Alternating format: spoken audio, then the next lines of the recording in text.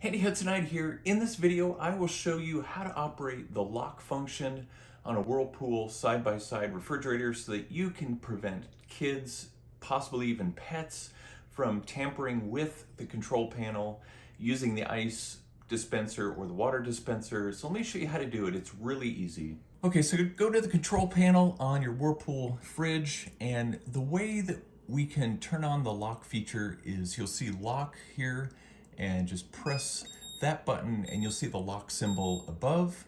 And what you want to do is press and hold it, and you'll see a countdown on there, and then it will do that once it's engaged. So now if I try to press anything on the control panel, try to press the ice dispenser or the water dispenser, it won't work. So this is really helpful if for small kids or pets, or even if you're trying to clean the area and you don't want to be tampering with the buttons.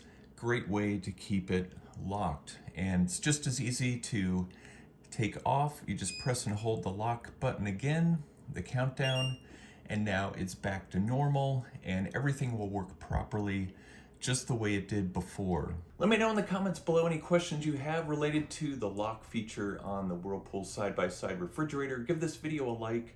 Be sure to subscribe to my channel for more videos like this one, and I'll see you in the next one.